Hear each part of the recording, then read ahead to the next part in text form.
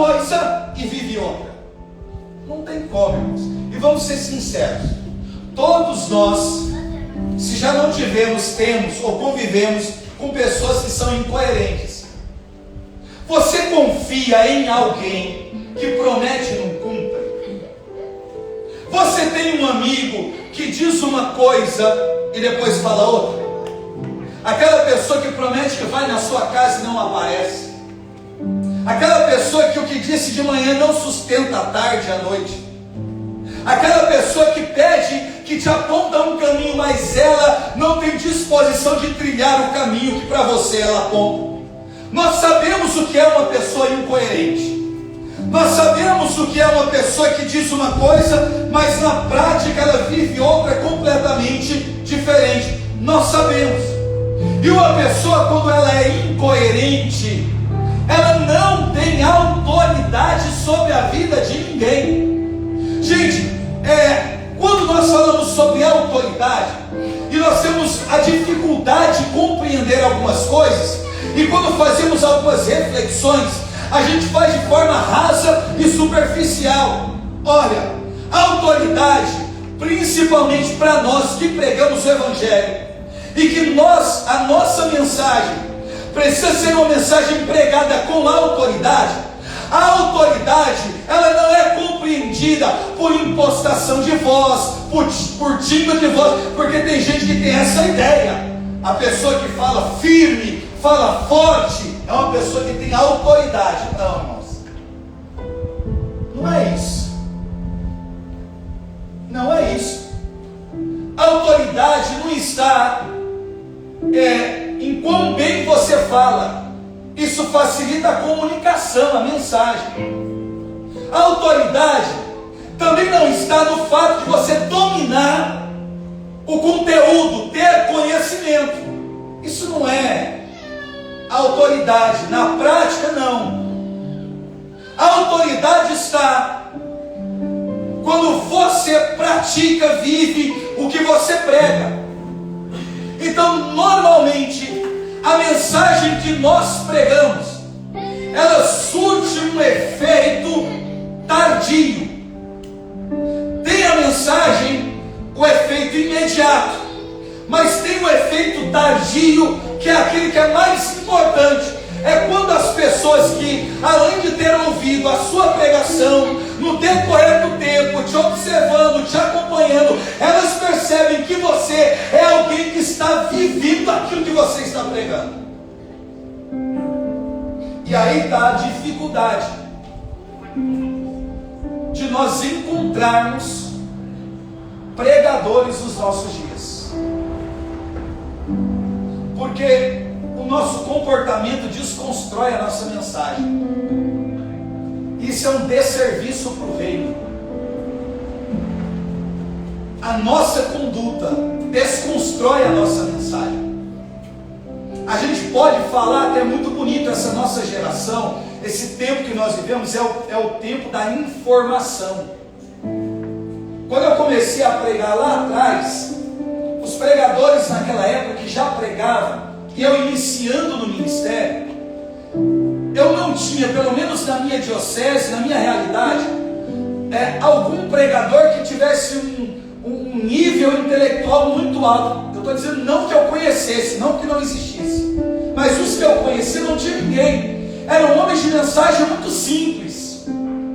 Era um querigma pregado, amor de Deus, pecado, salvação, fé e conversão, mensagens simples, mas que tinham um efeito e tem muito profundo. E quando a gente queria conteúdo, conhecimento, informação, você não conseguia digitar isso no Google e ter isso na palma da sua mão como num celular. Você não podia assistir uma videoaula, você não tinha pregadores, homens de Deus capacitados, pelo menos não que eu conhecesse. Então você tinha que ir lá, se debruçar sobre os livros, correr atrás de quem você entendia que tinha um conteúdo, um conhecimento para poder te passar. Era tudo muito difícil, tudo muito complicado. Gente, para as pessoas descobrirem que existia um pregador em uma determinada região, era muito difícil. Hoje é o tempo da autopromoção. O cara liga o celular, ele prega, cria ele mesmo um canal no YouTube, divulga e as pessoas têm a possibilidade de conhecer o seu ministério, a sua pregação. É muito fácil, é muito simples, a comunicação é muito rápida. Então essa nossa geração é uma geração que tem acumulado informação. Só que informação é diferente de formação. É diferente. Uma pessoa informada de uma pessoa formada. A pessoa formada, ela foi colocada dentro de um molde. Ela tem uma característica, uma identidade. A informação não. A informação você recebe e passa sem que ela produza em você qualquer tipo de efeito. Então a nossa geração ela é informada. Outro dia eu fui no encontro, alguém falou: nossa geração é uma geração de um povo que é muito inteligente. Eu falei: não, inteligência, sabedoria, formação é diferente de informação. A nossa geração é informada. Ela não é formada, ela é informada. Ela é informada, é diferente. Porque é uma reflexão que a gente precisa fazer. Qual é o tipo de evangelho que me alcançou? Qual é o tipo de evangelho que me alcançou? Que não produziu em mim transformação, mudança de caráter, amor à igreja. Que tipo de evangelho que me alcançou? Porque hoje o molde das ministrações, das pregações feitas é de um efeito muito superficial. É como se nós esperássemos o tempo inteiro, através das nossas mensagens, algum tipo de aprovação da Assembleia. É a geração da fé epidérmica. A gente prega e se satisfaz no fato das pessoas terem sentido um arrepio, um calafrio. É uma fé epidérmica, sensação epidérmica. Então aqui dentro a gente grita, a gente pula, cai no chão, soa, ajoelha, diz que quer morrer pela igreja, diz que quer ser mártir, mas quando as cortinas fecham, a gente não aplica na nossa vida, no nosso ministério, aquilo que nós recebemos. Então esse é o meu questionamento: que tipo de evangelho nos alcançou? O que ele produz em nós e a partir de nós? Porque nós precisamos amadurecer. Em algum momento nós precisamos amadurecer. A pregação que nós fazemos, ela não tem o objetivo, o caráter, a função de mexer só com o emocional das pessoas. Não é isso. Não é isso. Não é gerar nas pessoas uma euforia. Não é isso. Mas a mensagem, ela precisa trazer um caráter de confronto de vida, de constrangimento, de arrependimento, de desejo de abandonar o pecado, de romper com o mundo, de mudar a conduta, de transformar a mentalidade. Porque senão nos dá a sensação de que nós só mudamos o ambiente. É isso. Outrora nós estávamos no mundo, contexto secular, com um caráter específico. Mas agora nós estamos na igreja. Mas é o mesmo caráter que nós tínhamos lá fora. Então não adianta mudar o ambiente. Não é mudança de ambiente, é mudança de comportamento, é mudança de conduta, é mudança de caráter, para que a nossa vida tenha autoridade. Se você ler os evangelhos, você vai ver que Jesus ensina mais pelo comportamento do que pelo discurso. Mais pelo comportamento do que pelo discurso. E a nossa pregação e a nossa vida como pregador precisa gerar uma profunda conversão das pessoas. Olha que coisa. Quando nós falamos de conversão, e eu vou explicar isso segundo Santo Agostinho. A ideia básica é assim: a conversão é uma mudança de direção. Conversão é você mudar a rota, é você pegar um outro caminho. Se eu tenho essa ideia ela é rasa, ela é superficial, ela não funciona, porque conversão não é isso. O foco não está no caminho, na estrada. Santo Agostinho diz assim: você está aqui, esse é um caminho que você tem que seguir, e nesse percurso de vida que você faz, ao longo do tempo, vai se abrindo portas, vai sendo feito convites, vai acontecendo seduções, para que nesse trajeto que você faz, você ceda. Ninguém nasce roubando, ninguém nasce mentindo, ninguém nasce não. Mas chega um momento da vida que você vai trilhar o seu caminho com as suas próprias pernas. Aí você vai. Alguém abriu para você aqui uma porta da mentira. E aí você entra. Se transforma em um mentiroso.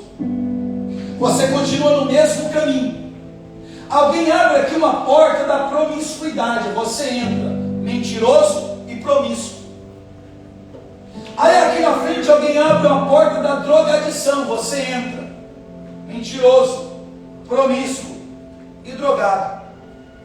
Aí aqui a porta do adultério. Aqui a porta da facilidade, dos roubos. Ladrão. Ou seja, no trajeto que você fez, abriram-se portas. Em algumas você entrou, se sujou pelo pecado. Aí aqui na frente, naquele dia, naquele retiro, naquela casa, naquela comunidade, naquele grupo de oração, ouvindo aquela música, com aquela pregação, naquele momento, você teve um encontro com Deus. Aleluia. Sabe, a gente tem aquela coisa, né, da conversão, aquela música, naquele dia, naquela hora. Para mim foi no ano 2000, numa sexta-feira, 20h30, na Avenida Barbacena, na casa do William, na oração de uma casa do Santo Terço, eu vi um cara gago que mal tocava violão, dizendo: Deus morreu para te dar vida e vida e abundância. Eu entrei arrebentado, a mensagem entrou no meu coração, eu tive experiência com Deus. E agora? Agora que eu conheci a Deus, agora que eu entendo que como iniciou meu processo de conversão, agora que eu conheço a verdade, agora que eu sei que Deus é misericordioso, o que é que eu vou fazer? Agora eu não vou trilhar mais o mesmo caminho. Não, isso não é conversão. Você vai trilhar exatamente o mesmo caminho. Você não vai mudar a rota, o percurso. Não, você vai voltar pelo mesmo caminho que você veio. Isso é conversão. Você não muda o caminho, porque conversão não muda caminho. Conversão muda indivíduo, pessoa, ser humano. Agora eu volto pelo mesmo caminho.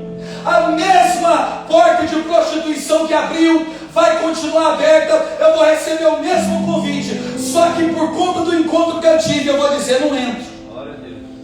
Na porta da prostituição não entro, na porta da mentira não entro, na porta da promiscuidade não entro, na porta da drogadição não entro, na porta da mentira. Eu voltei pelo mesmo caminho, e todo mundo que abriu a porta para que eu entrasse vai poder dizer: ali vai um homem convertido, porque quando ele passou ele entrou, mas quando ele voltou ele não quer entrar mais. Isso é conversão.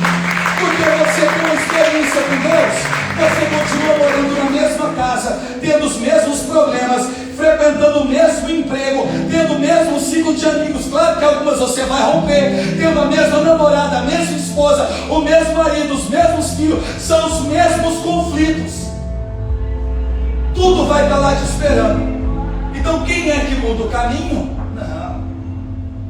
Quem muda é o indivíduo. É a pessoa que muda.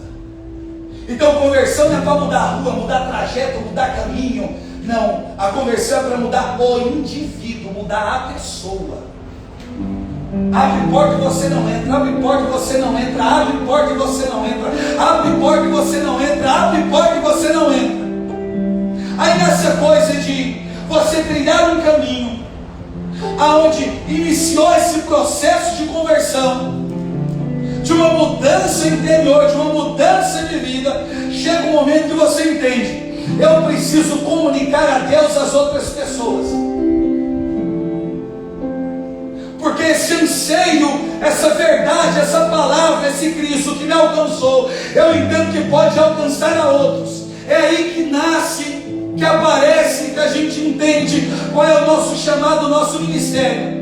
Aí você tem o desejo de pregar a palavra de Deus, Deus seja louvado.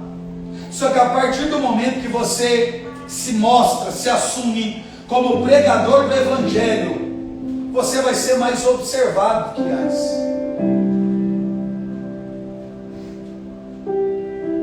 Antes, as suas atitudes, para alguns, era imperceptível, mas agora não, porque agora você está à frente, agora você saiu do meio, agora você é uma referência, agora você é uma liderança, agora você é um formador, uma formadora de opinião, ainda que seja para um pequeno rebanho, mas é.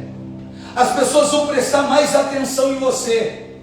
E agora elas não vão prestar só atenção naquilo que você está dizendo, elas vão prestar atenção em como você está vivendo. E o como você está vivendo é o que vai dizer para quem não teve experiência se realmente estar com Deus é uma verdade ou é uma mentira. Se Cristo funciona ou não funciona. É isso. E agora, pregando a mensagem, anunciando o Evangelho, com aquele ardor no coração, com aquele desejo de conquistar almas, com aquele anseio de evangelizar todos, rezando o dia todo, se debruçando sobre a palavra, com sede de almas, querendo levar a mensagem aos confins do mundo, como disse no Evangelho. Aí esse ardor, esse fervor, para muitos no decorrer do tempo vai esfriando, vai esmorecendo. E aí as nossas atitudes, elas começam a desconstruir a mensagem. Porque você já percebeu que quando a gente que assume uma função de liderança, a gente erra, as pessoas dizem assim: mas você não era o pregador, não foi você que organizou o evento, não foi você que pregou na minha conversão, você. E às vezes não é porque tem um tom de julgamento, mas é uma surpresa para elas, que entendiam que você jamais seria capaz de fazer aquilo. Claro que muita gente vive iludido, nós somos falhos e pecadores, mas o povo tem essa mentalidade. E aí o que acontece conosco? Há um fechamento de coração muito grande, porque a gente começa a ficar envergonhado a adotar justificativas para o nosso comportamento, porque pelo fato de eu ter me assumido em algum momento da vida como um pregador do Evangelho, e ter pregado e levado a palavra a muitas almas, e no decorrer do tempo a minha vida ter destruído a mensagem, parece que o meu coração endureceu, se orgulhou, e eu não consigo reconhecer a minha fraqueza, a minha miséria, a minha limitação. Gente, eu gosto muito de José Lamano, bem-aventurado José Lamano, fundador das Consolatas, Missionários das Consoladas. Tem uma frase de José Alamano que eu coloquei lá em casa, na entrada da nossa comunidade, que era o que ele tinha na congregação dele. Era assim: a atmosfera desta casa só é boa para quem quer ser primeiro santo, depois missionário. A atmosfera dessa casa só é boa, só presta para quem quer ser primeiro santo, depois missionário. Tem outro santo da igreja que diz assim: primeiro o homem, depois o santo. Porque parece que a gente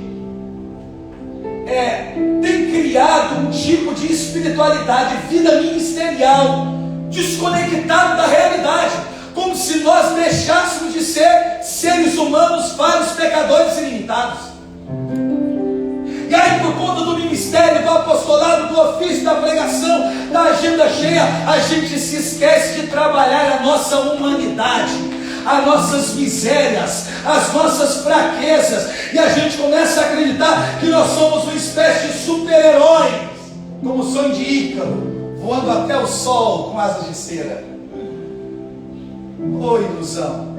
E aí, quando a gente erra, quando a gente peca, quando a gente cai, a gente não aceita a nossa fraqueza. Aí Deus nos perdoa, os irmãos nos perdoam, mas a gente não consegue se perdoar, porque a gente colocou uma expectativa em nós mesmos fora da realidade.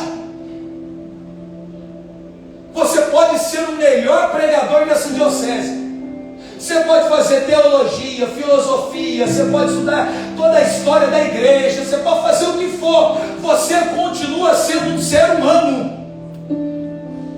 Continua sendo um ser humano. Não se ilude, irmãos. Uma vez que nós fomos batizados, a mancha do pecado original do batismo é apagada, mas a concupiscência, essa palavrinha difícil de falar, ela vai te acompanhar até o último dia da sua vida. Essa inclinação que a gente tem para o mal. É por isso que Paulo está dizendo: o bem que quero fazer não faço, mais o mal que não quero eu estou sempre fazendo. Glória a Deus. Nós somos miseráveis, nós somos pecadores, nós somos limitados. A primeira pessoa que a nossa mensagem precisa alcançar somos nós mesmos. É a gente mesmo. Interessante que a gente diz assim: o pregador precisa viver o que prega. Amém. Vamos lá. Falar sobre o amor de Deus, a gente prega muito, mas quem é que vive o amor de Deus? Porque a ideia não é que temos que pregar aquilo que a gente vive. A gente está pregando que a gente está chorando para viver. Essa é a ideia. Sofrendo para viver. Porque quem é aqui que vive o amor de Deus? Dá até um debate filosófico. Deus é amor. Deus é. A nossa compreensão de amor é sentimento, é afeto. Ou seja, isso cresce em nós à medida que o outro nos faz o bem. Porque, reflita, quantas pessoas ao longo da sua vida, tendo você pouco ou muita idade, você disse: eu amo, é meu melhor amigo, é minha melhor amiga, e a pessoa te traiu, te feriu, e você disse: eu detesto, não olho nem na cara mais, pai. Que amor é esse? Antes era amor, era o melhor amigo, já você não sabe o que ele me fez, tudo bem. Mas o amor de Deus é incondicional. Deus não me ama mais do que uma prostituta. Charles, mas você prega há 20 anos, mas Ele me ama com o mesmo amor. Isso não vai aumentar e nem diminuir o que Deus, a essência do amor de Deus por mim. É o mesmo amor. Será que nós somos capazes de continuar amando as pessoas do mesmo jeito, independente das misérias delas? Vamos lá, eu vou descortinar para você entender. Naamã, a Bíblia diz assim: Naamã, general do exército do rei da Síria, homem valente, porém leproso, gozava de grande prestígio diante do seu amo, do seu rei. Olha que coisa. Naamã, general do exército, rei da Síria. A Bíblia está falando de características de uma liderança militar, o líder militar mais importante do mundo naquela época. A Síria naquela época era a maior potência da terra. Então quem é Naamã? General do exército do rei da Síria, maior potência. Então olha, quem está diante de Naamã, o que vê? Eu vejo um militar de alta patente. Eu vejo as condecorações das guerras que venceu. Eu vejo uma autoridade constituída sobre a terra. É alguém que eu tenho que prestar continência para poder dialogar com ela. Ou seja, é um líder, é uma referência, é condecorado, é vitorioso, é um homem fardado, é um militar, é alguém importante. É isso que eu vejo exteriormente. Mas o que é que está por debaixo da farda? Lepra. E dentro do contexto judaico, do povo hebreu, uma pessoa leprosa, se não fosse curado no tempo de purificação, ia para as cidades como espécie de leprosados. Então ele não poderia liderar o exército. Ele ia ter que sair da sua casa. Ele não poderia conviver no meio do povo. Ele ia ter que ficar isolado. Ele sabe disso. Mas sabendo disso, o que ele faz? Presta atenção. Ele continua com o ofício, mesmo sendo leproso. Ou seja, é viver de aparência, é viver escondendo miséria, escondendo pecado, escondendo fraqueza, é viver com uma capa de super-herói ao mal dos nossos dias. Nós somos assim, gente. A nossa vida não é de verdade, ela é de mentira. Alguém assistiu aqui um filme antigo chamado Show de Truman? Eu tô velho, né? Misericórdia. É o filme do Jim Carrey, que tudo é encenação, tudo é mentira. Ele vivia numa cidadezinha e tudo estava sendo filmado para o resto do mundo, era tipo um teatro. A nossa vida tem sido isso, porque olha o que a gente faz. Por conta do nosso pecado, da nossa miséria, da nossa carência, da nossa fraqueza, e de não termos coragem de assumir quem nós realmente somos, o que a gente faz? A gente cria a imagem daquilo que a gente gostaria de ser e não é, a nível de relacionamento. Então a base dos nossos relacionamentos, principalmente na igreja, está assim. A gente cria a imagem daquilo que a gente gostaria de ser, mas não é. Porque criando a imagem de alguém que eu gostaria de ser, tem mais chance de eu ser aceito, bem-quisto, convidado, porta aberta. Então eu crio uma imagem de quem eu não sou. E essa imagem convive com os outros, mas os outros também criaram a imagem delas. Então é imagem convivendo com imagem. E no fundo você se relaciona com alguém há 15 anos e ninguém conhece ninguém, porque cada um criou uma imagem de si próprio e se mostra para o outro do jeito que não é. Normalmente a gente senta em roda de conversas nossas na igreja e a gente só fala de poder, de mistério, de fogo, de glória, de anjo, de santo, de levitação. Terra, bora para terra. Quem é que fala de miséria, de pecado, de limite, de fraqueza? Quem é que tem coragem de chegar na roda e falar: olha gente, eu sou um desgraçado, é isso que eu sou. Eu sou sujo, pecador, miserável, pequeno, um lixo, um verme. Não, a gente quer a imagem de homem de Deus, espiritual, conhecedor, místico. Nossa, como fulano é piedoso. Nossa, como fulano é mística. Olha como tem visões e revelações e palavra de ciência. Não, menos.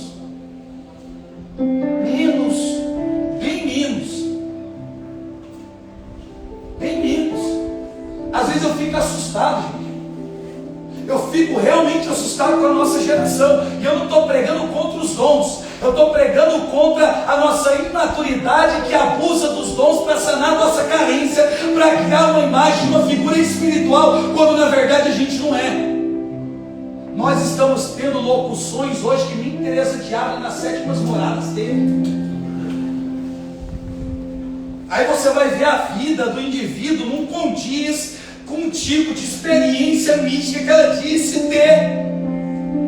Gente do céu, cabelo nem bagunça, cabelo nem nunca disse.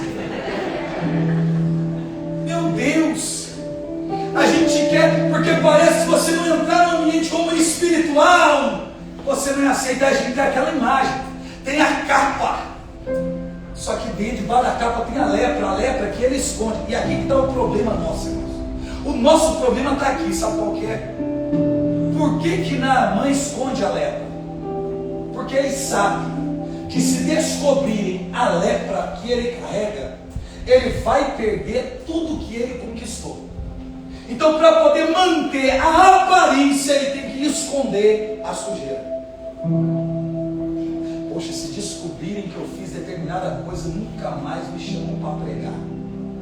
Pô, então vai lá, se arrepende, converte, confessa, espera, conserta, se emenda e volta. Não, eu vou continuar pregando mesmo estando errado. Eu vou continuar pregando mesmo tendo se tornado um pregador promíscuo. Eu vou continuar pregando mesmo tendo a pregação do Evangelho mais como uma profissão do que como uma vocação e como chamado. Não, eu vou continuar pregando mesmo em uma vida de pecado, mesmo em uma vida de mornidão e frieza espiritual, porque eu tenho que manter a aparência, porque o que as pessoas vão dizer se descobrirem que eu fiz determinada coisa. Bom, eu não sou um pregador iludido. Eu falo para você tranquilamente quais são os meus pecados, sem problema. Tem um menino em casa, o Mateus, ele está indo para o seminário agora, em março. Aí ele falou assim, brincadeira de comunidade, né? Quero ver se quando eu virar padre, o senhor vai ter coragem de confessar comigo. Eu falei, filho, senta aí, deixa eu contar para você os meus pecados agora, não tem problema não. Aí ele falou assim, mas você tem coragem? Tenho. Senta aí. Peguei assim, se sentiu um padre. Sentou. Ele falou assim, diga meu filho, quais são os seus pecados? Não é simulação de sacramento não, tá gente? Aí eu fui, falei, é claro que ele não vai me dar absolvição. Aí ele olhou assim para mim e falou assim, nossa, é bastante, né? Eu sou fundador de comunidade, né? Que benção. Oh, rapaz, mas como é que faz quando é assim? Falei, não, estou tentando descobrir também. Só que é assim, Mateus, eu sei quais são os meus pecados, as minhas misérias. E quando esses pecados e essas misérias elas aparecem e eu cedo, eu entendo que eu estou impossibilitado de exercer o ofício. Então eu tenho que parar. Preciso chorar, me arrepender, recomeçar. Eu preciso me emendar, consertar, para que a minha mensagem tenha consistência. Mas o que tem acontecido comigo? O nosso coração fica duro, e a gente não aceita a correção, a gente não aceita a exortação, ainda mais quando aquele que nos corrige, a gente entende que é alguém que sabe menos que a gente, que tem menos tempo de caminhada do que a gente, que não tem o mesmo ministério tão relevante quanto a gente. Ah, mas quem é fulano para me exortar? Quem é fulano para me exortar? Olha para você ver coisa de doido. Eu estava pregando um encontro chamado Clamor de Vitória em São Paulo, um encontro realizado pela missão Orar pelo Santo. Eu estava num tempo da minha vida assim, mas mal.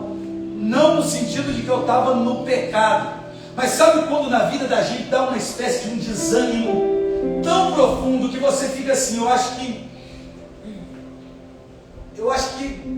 a escolha que eu fiz não foi a mais correta possível, está pesado demais, está difícil demais, eu não estou suportando isso, a minha vontade é de trilhar outro caminho, eu vou permanecer em Deus, mas essa vida de evangelização nesse formato não dá, e eu não desânimo, falei, meu Deus do céu,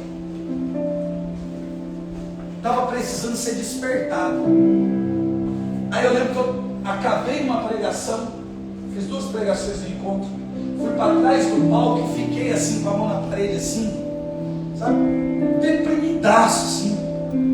Aí chegou uma moça, uma senhora assim baixinha, e falou assim para mim: Charles. E ela tremia, mas tremia muito. Ela falou assim: Deus me pediu para eu fazer uma coisa com você, mas eu estou com muito medo. Eu falei: mas foi Deus que falou? Ela disse: foi. Eu falei: você tem certeza? Ela disse: eu tenho, Charles. Nunca eu ouvi a voz de Deus desse jeito. Eu estava lá na cozinha, eu não ouvi nem a sua pregação. Deus pediu para eu vir aqui e fazer um gesto com você e te dizer uma palavra. Eu falei: tudo bem, vai lá, minha filha, fica à vontade. Ela foi e me deu um tapa na cara. Pau! Rapaz, na hora deu vontade de arrebentar aquela velha. Olha que bateu, o sangue ferveu. Ela apontou o dedo para mim e falou assim: acorda. Porque o Deus que fez o chamado na sua vida é fiel para se responsabilizar pelo último dia.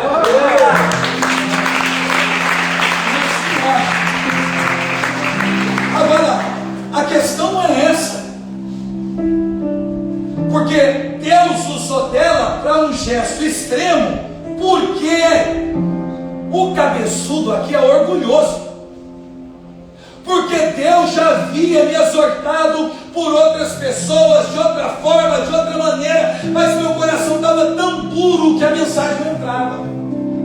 Alguém já chegou e partiu e falou: Charles, abre o olho, cuidado, olha, é assim. Eu: não é nada, isso aí é. E não acolhia, coração duro, coração fechado, sem aceitar a exortação, sem aceitar a correção, coração fechado. Então Deus teve que usar uma medida extrema para dizer: sou eu que falo contigo.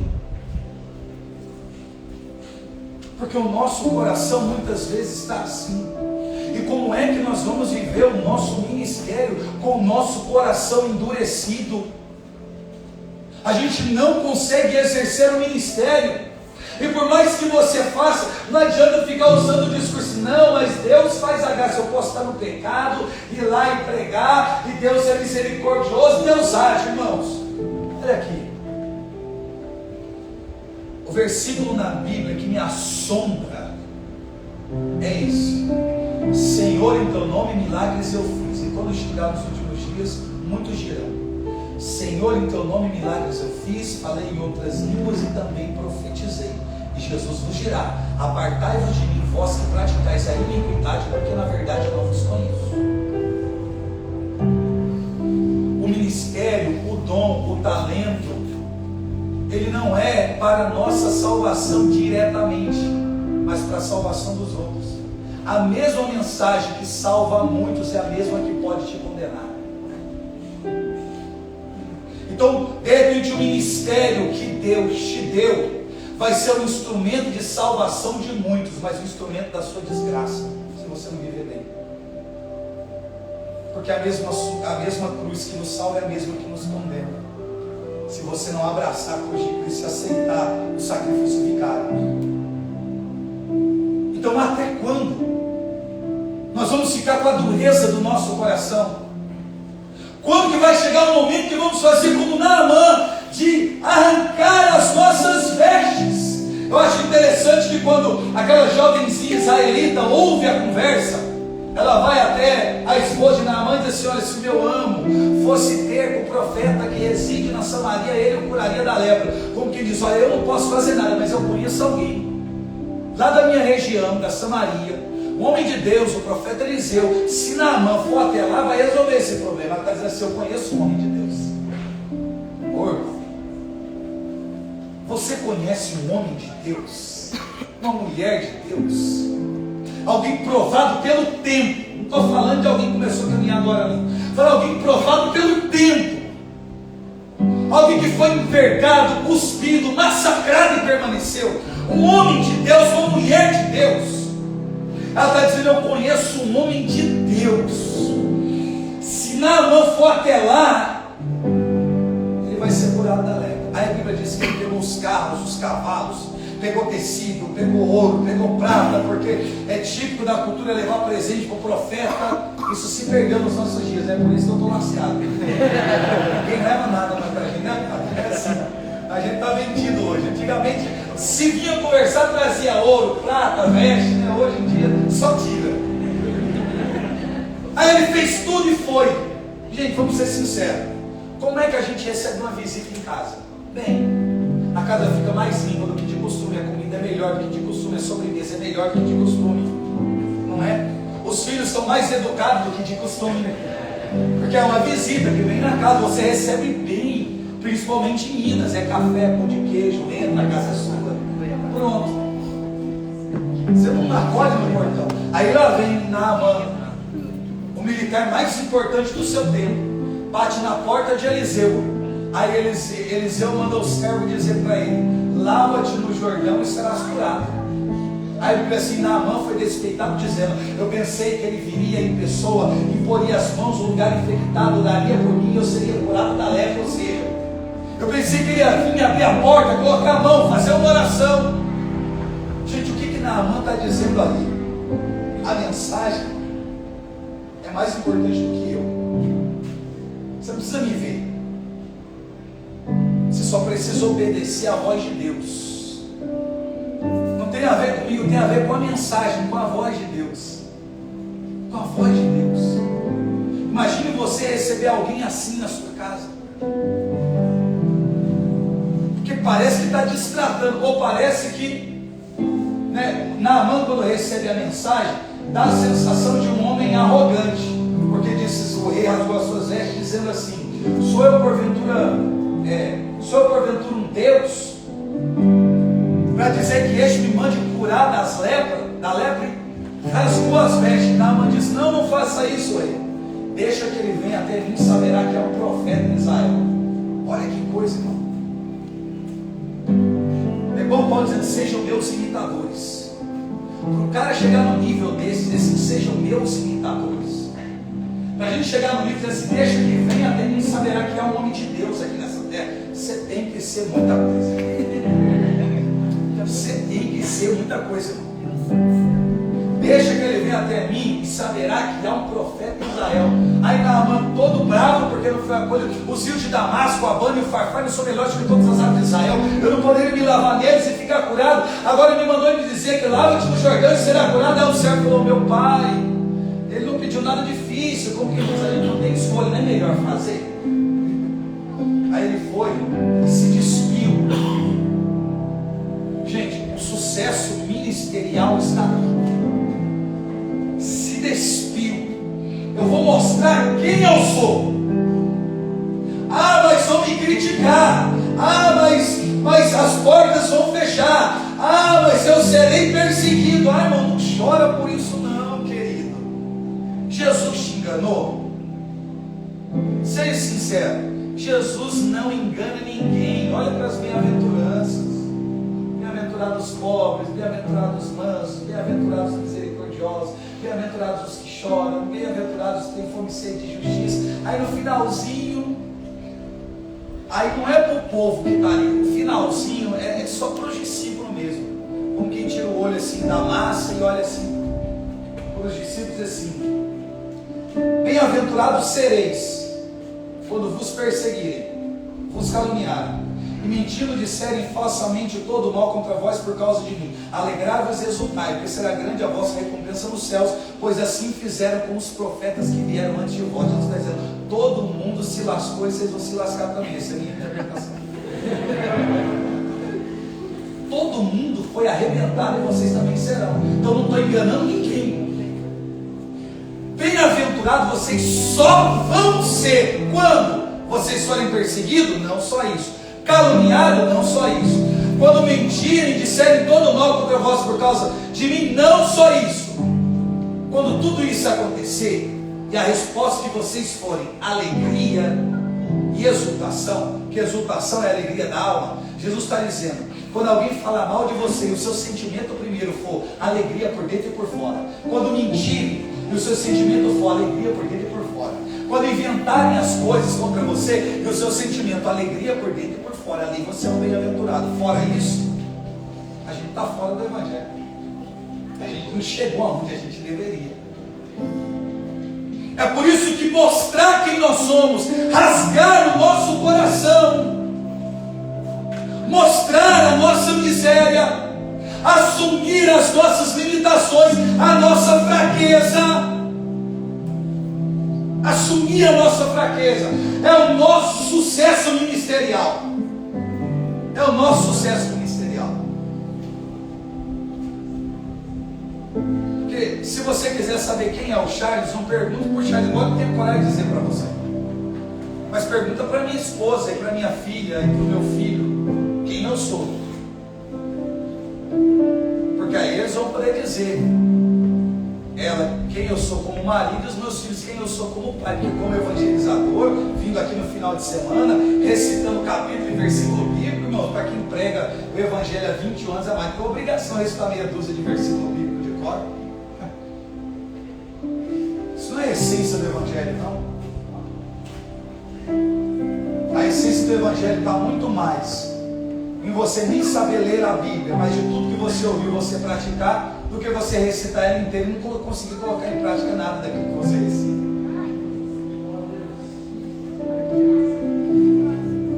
A pregação é vida. Evangelho é vida. Evangelho é conduta, é comportamento, é caráter.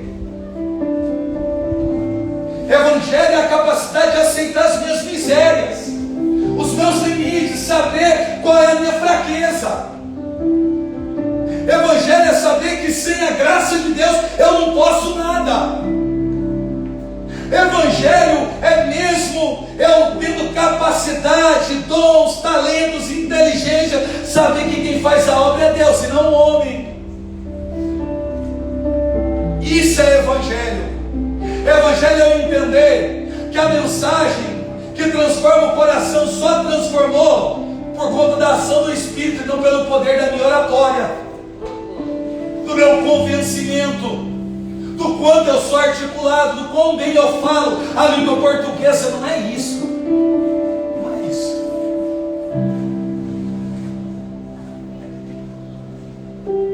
Vai além dessas coisas. Então, se nós não amolecermos o nosso coração, não permitir que a exortação modifique a nossa vida, irmão, e não adianta ficar assim, eu vou ser muito seletivo de quem eu acolho a exortação. Não, irmãos. Que é interessante, né?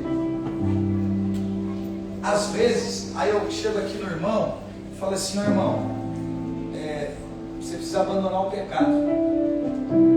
Ele não me conhece direito, eu posso fazer doido. Quem é ele para chegar em mim e dizer que tem que abandonar o pecado? Aí chega aqui o Padre José Augusto, o Padre Jonas, o Padre Paulo Ricardo, as referências aí do nosso tempo. O missionário que veio de Minas fala assim, irmão, você tem que abandonar o pecado. Aí ele, eu sou pecador, gente, que loucura é essa? Que loucura é essa? Que loucura é essa, gente? A gente perdeu a capacidade de perceber Deus. A gente está buscando coisas tão altas, tão grandes, tão sublimes, tão extraordinárias, que a gente não percebe Deus no pequeno e nas pequenas coisas. Eu quero o extraordinário sem viver o ordinário, o sobrenatural sem viver o natural, o alto sem saber caminhar no baixo, o fundo sem ter passado pelo raso. Isso não existe. O irmão não falava aqui sobre o vaso e o oleiro? No processo do vaso é pelo menos de 7 a 9 etapas do processo também para modelar o vaso. Primeiro tem lá o processo de retiragem, de pegar o barro específico, a argila, você traz. O segundo processo que vai para a parte de pisamento, você precisa pisar em cima daquele barro para poder tirar as pedras, os galhos, as impurezas. Depois vai para o processo de umedecer o barro, depois vai para o processo de você deixar o barro um tempo de descanso úmido, depois ele vai para o processo que é em cima do torno, o processo de modelagem, que o vaso ele é modelado de dentro para fora, tá, gente? Não é de fora para dentro, é uma mão dentro e uma mão fora.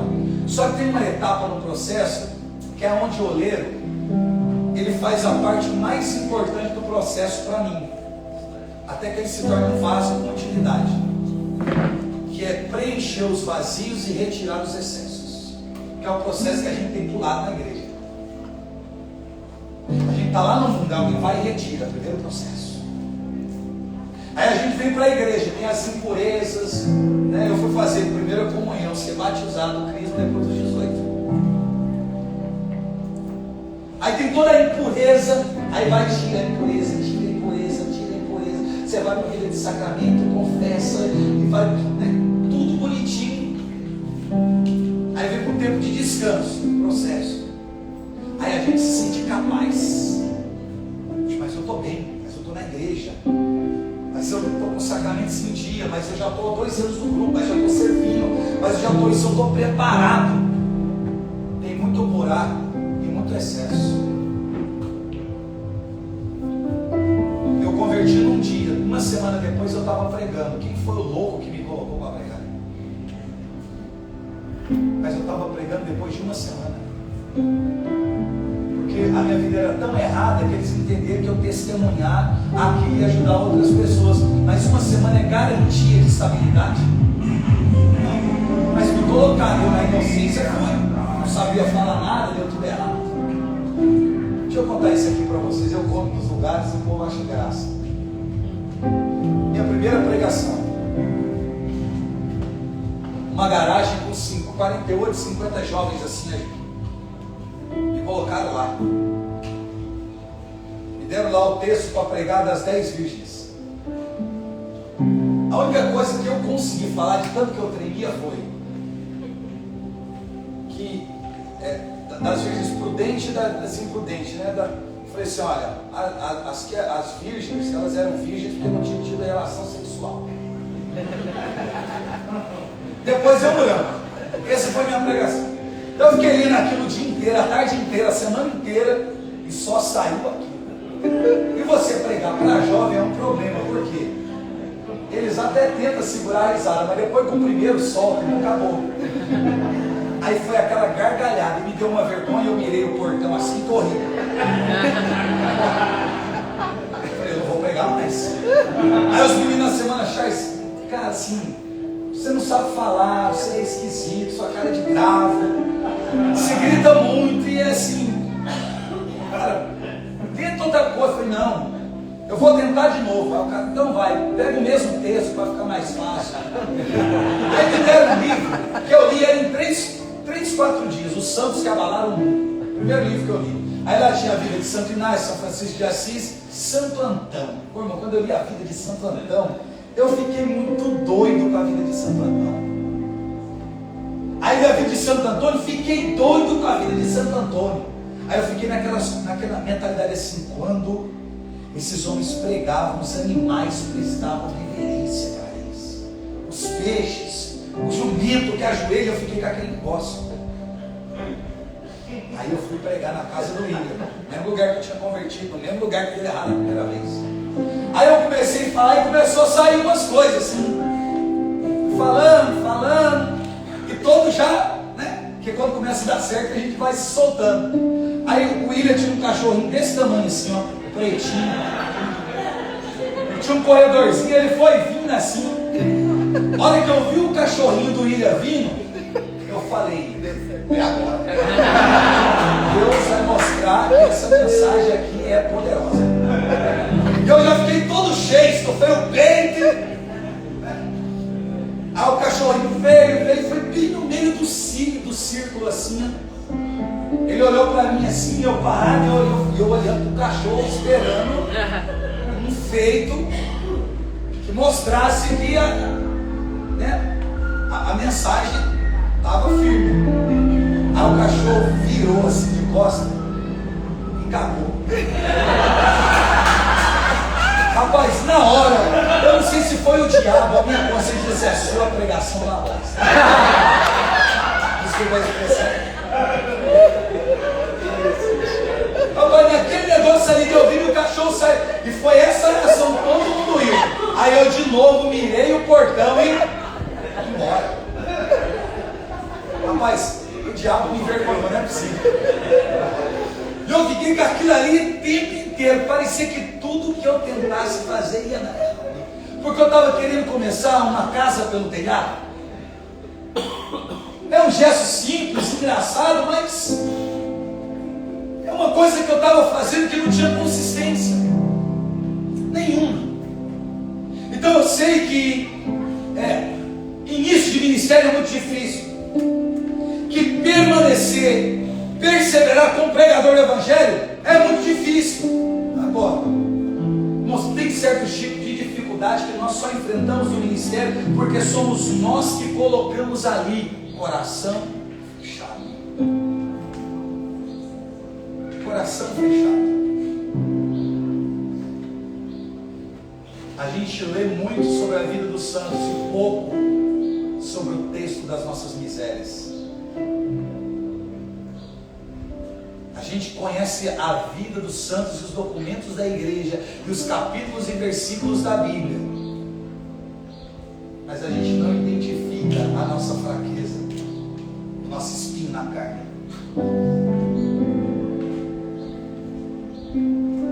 A gente não faz leitura interior, a nossa vida é bagunçada.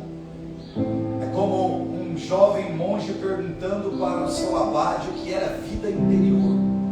Aí ele trouxe um vaso, mandou jogar água dentro e disse: olha, filho, viu alguma coisa? Eu não vi nada.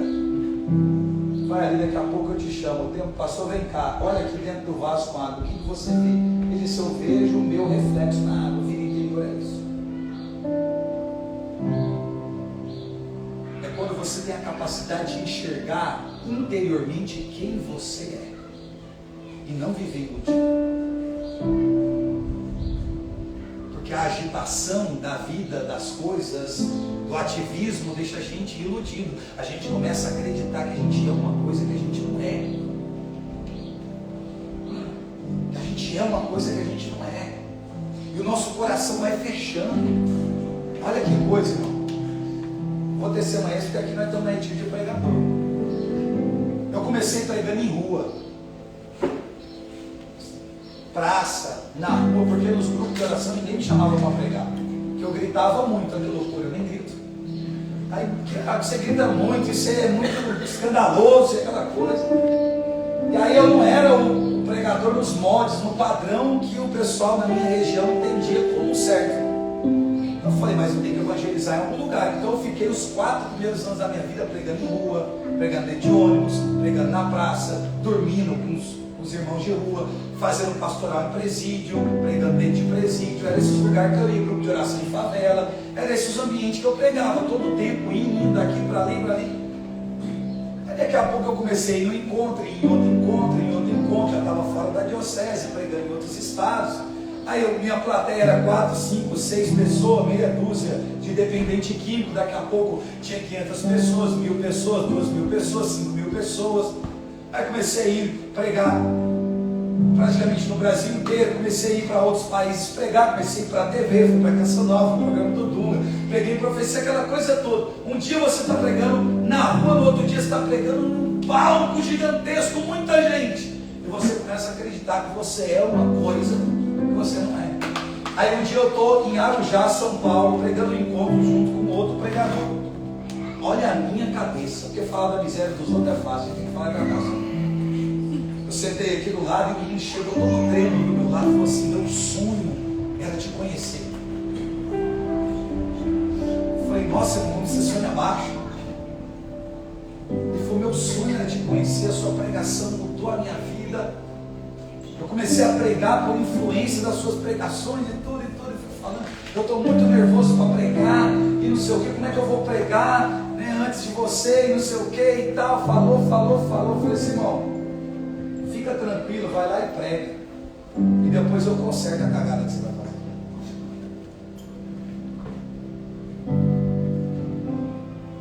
Então assim, eu estudei para quê? Para me tornar isso? Uma pessoa arrogante? Desfazer dos outros? Humilhar as pessoas? Para isso que eu virei pregador do Evangelho? Gente, eu fui, preguei, saí, mas me deu uma angústia, mas uma angústia tão grande, que eu tive que ir atrás do menino para poder pedir perdão para ele, porque assim, foi instintivo, só que era um sentimento que estava no meu coração. Você se acha melhor do que os outros, mais capaz do que os outros, melhor do que todo mundo, aí você não ouve ninguém, não é qualquer pregação que te convence, não é qualquer um que você senta para ouvir. Todo mundo que prega, você tem sempre um mais, sempre um porém, sempre um porquê. Ah, mas não é assim, mas não fala tão bem. Ah, é dinâmico, mas não tem conhecimento. Ah, o conhecimento é muito raso. Ah, mas porque não citou o documento da igreja, não sabe de vida de santo, está sempre desfazendo de alguém. Isso não é evangelho. Quando a gente abre o nosso coração e a gente santifica a nossa alma, a gente começa a viver aquilo que Cristo pede, o que está nas páginas do Evangelho. Se você torcer a Bíblia, vai sair conduta de vida. É isso. Transformação de caráter. Então, se queremos ser pregadores do Evangelho, nós precisamos tratar quem nós somos. Tratar quem nós somos. Quem está falando aqui é alguém que prega 21 anos, que sofreu por ser vaidoso, arrogante, prepotente, metido, de viver uma vida farisaica, de desfazer dos outros, de usar do Evangelho, da pregação do Evangelho, para sobressair as pessoas. Não vale a pena. Deus não me chamou para isso, mas a minha miséria, as minhas fraquezas que não foram tratadas, fez eu fazer com todas as oportunidades que Deus me deu esse tipo de coisa. Porque você não tem estrutura para lidar com aquilo que você está vivendo. E aí quando começam os aplausos, nossa, olha aqui o grupo tem normalmente 30 pessoas, mas você veio pregar, deu esse tanto de gente só porque você veio. Aí aquele tanto de gente que quer tirar foto, tem as pessoas que dizem que mudaram a vida por conta de você. E aí quando você chega, todo mundo olha para você. E aquela coisa, oh ilusão, oh ilusão. Isso é ilusão, irmãos. Isso é ilusão. Paulo diz assim, que é um texto que tem mexido com o meu coração. Por inúmeras vezes eu tive que abrir mão da minha oratória para que o Evangelho pudesse alcançar os corações. O que ele está dizendo? A capacidade de comunicar a mensagem estava atrapalhando as pessoas de mudarem de vida, porque o povo prestava mais atenção no quanto Paulo era inteligente e como ele falava do que na essência da mensagem. Eu não quero isso para a minha vida. Glória a Deus. Não é nossa, Charles, como você é bom, é como Deus é bom. Amém, glória a Deus. Como Deus é bom. Vamos construir um ministério sadio. Só que para isso eu preciso quebrar o meu coração. Eu preciso abandonar o pecado. Eu preciso ter coerência de vida. Eu preciso rasgar o meu coração e quebrantar diante de Deus e permitir que Deus faça na minha vida. Eu preciso assumir o chamado com propriedade e deixar Deus fazer em mim tudo que precisa ser feito. Tudo que precisa ser feito. Tudo. Eu falei para Deus, Senhor,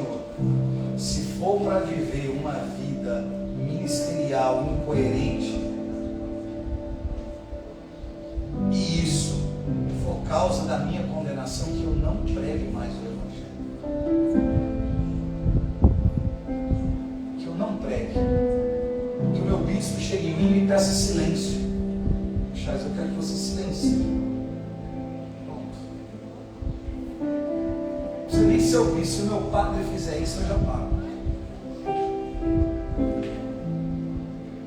Pronto. Mas que seja algo que aponte para Deus, para o céu, que sejamos como João Batista, apenas uma seta, que mostra o caminho. Eu não sou o caminho, eu sou a seta. É igual quando você vai com essas placas de sinalização, você é só a placa. A gente é só aquela vozinha do GPS, vire à direita, vire à esquerda, recalculando rota. Chegamos ao destino final. Nós somos só essa vozinha, a gente acerta a placa. Nós não somos o caminho. Quem passa pelo caminho vê a placa, continua no caminho, mas deixa a placa para trás. Então o pregador não é alguém que precisa ser famoso, lembrado. Não, a gente vai ser esquecido. A nossa geração é iludida, a gente vai rezar aqui. Porque a gente quer fama, a gente quer aplauso, a gente quer reconhecimento, a gente quer foto nos cartazes. Mas os pregadores, os santos da igreja, os apóstolos morreram pobres, abandonados. Como Paulo. Traz para minha capa que ficou em Troade, seus pergaminhos. Todos me abandonaram, só Lucas está comigo. Todo mundo foi embora. Só Lucas. Todo mundo foi embora. Não tinha fama, não tinha aplauso, não tinha reconhecimento, só teve uma espada, uma decapitação e a voz de Paulo dizendo: Jesus Cristo é o Senhor. Fique de pé para a gente rezar.